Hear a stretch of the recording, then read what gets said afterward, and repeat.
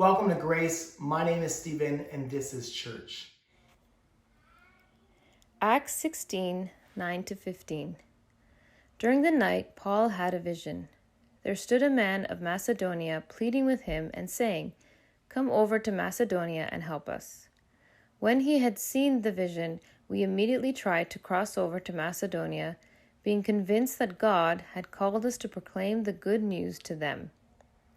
We set sail from Troas and took a straight course to Samothrace, the following day to Neapolis, and from there to Philippi, which is a leading city of the district of Macedonia and a Roman colony.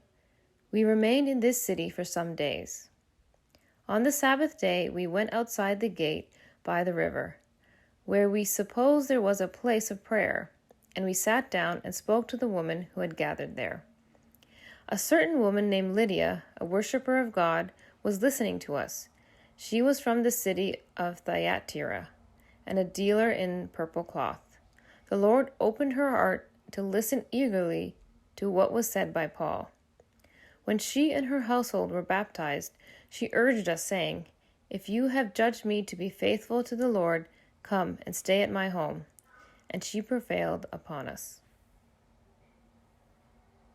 In last week's piece of scripture, we read about Peter waking up. Peter, a man of action, waking up from a dream and realizing he needs to go visit Cornelius.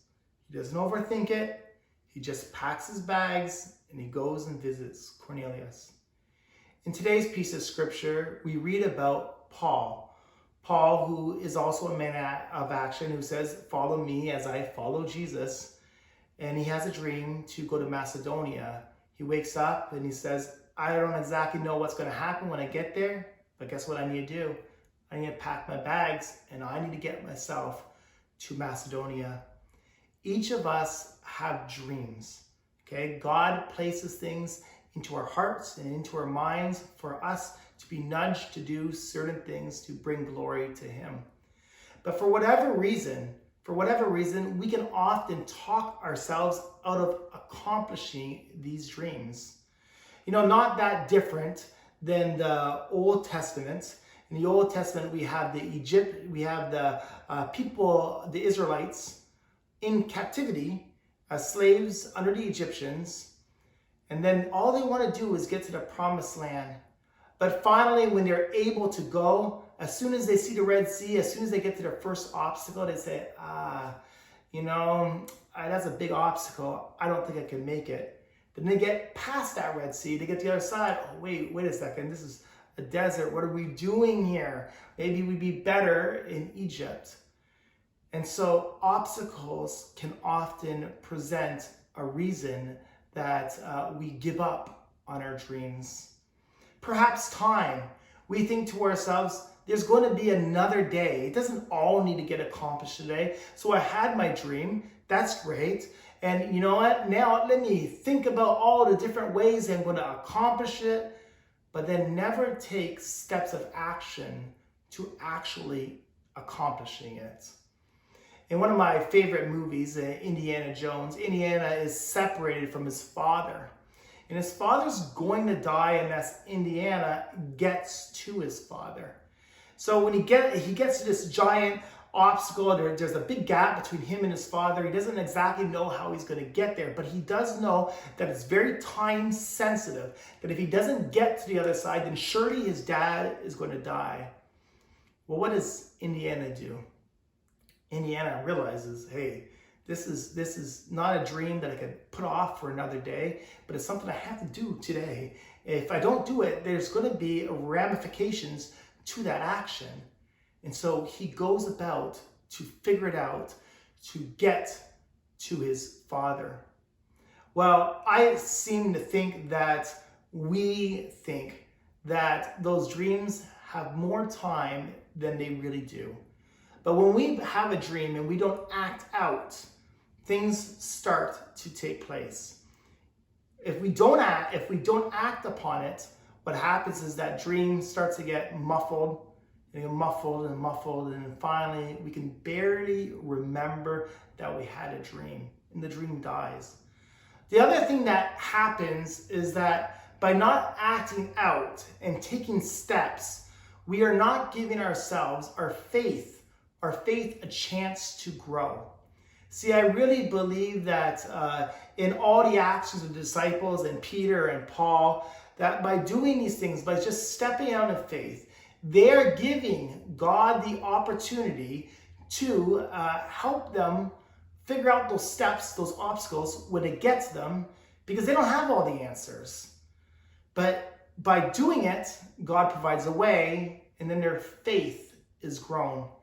So when we have these dreams, and each of us have these dreams, there's no doubt each of us have these dreams, and we don't act upon them, what happens is, one, the dream dies, and two, our faith does not grow. Isn't that a real shame?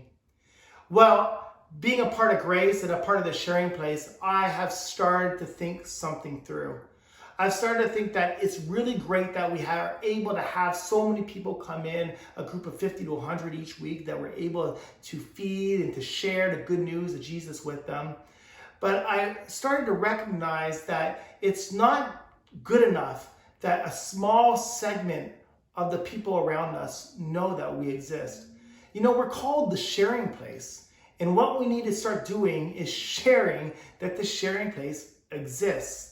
And not only that, but share and then invite people along to join in with us as we reach others in a tangible, an emotional, and a physical and a spiritual way. Well, in the story of Peter is able to reach Cornelius and reach a whole group of people, but only because Peter was able to step out and to actually live out that vision.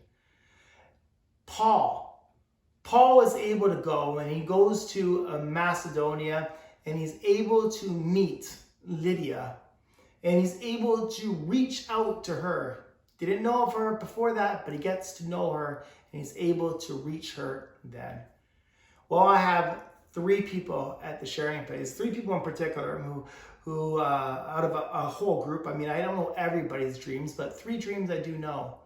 One person has a dream of getting to California. For whatever reason, he just likes the beach, doesn't like the cold weather, so he says, if I could just get to California, my life would be significantly happier. Well, getting to California is not exactly like landing a rocket ship on a moon. It's doable. We should make that happen. Another one of my friends comes into the sharing place, and he plays the piano. I've referenced him before. He's an amazing pianist and musician, but he has these doubts. Oh, maybe I'm not really that good. And he's always trying to recruit or rethink his music.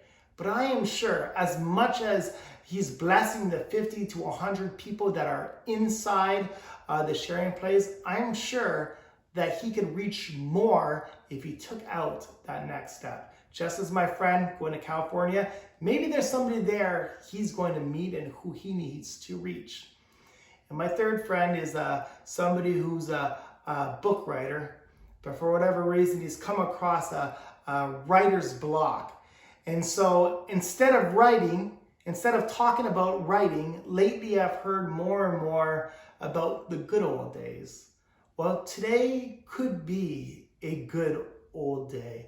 I believe wholeheartedly that God has a plan for each one of us, and that if we take the steps, that God will help us overcome those obstacles, and we will reach people for His glory. A few years ago, I was at a different church, but I woke up in the morning and my wife called, and my wife asked, Stephen, what's on your itinerary? What are you going to do today? And I said to her, I woke up and for whatever reason, I was thinking of this one individual in our church. And she said, oh, that's interesting. What are you going to do? And I said, well, I'm sure I dreamt of him, and now I can't help but think of him. And so I'm sure I should go and visit him. It's not clear, but I think I should go visit him because he just won't get off my mind. And so in those days, I didn't have a car, but I put down my cereal and I got on the subway, and then from the subway to a bus. And when I was getting off the bus, I can hear this ambulance come around the corner. And the sirens were wailing, and then I could see that they were going to this apartment, the same apartment that I was going to. And I got off the bus and I started heading towards the apartment. And then I realized rather quickly that what was happening was that I was going to the same place that the ambulance was going, and the ambulance was going to pick up my friend. And I was able to be there as a pastor, to be there with my friend as he was getting sicker. And we didn't know that at that time, but that was his first ambulance visit of many ambulance visits until he passed away. But I was able to be there with him and pray with him before he was taken to the hospital. You know, each of us have dreams. I don't know what your dream is, but whatever it is, I'm sure it can be used for God's glory. I'm also 100% sure that your dream will never be accomplished if you don't take action. You must take action. I am also sure that there's going to be an obstacle within the way, but equally am I sure that God will provide a way. This is Grace. My name is Stephen, and this is church.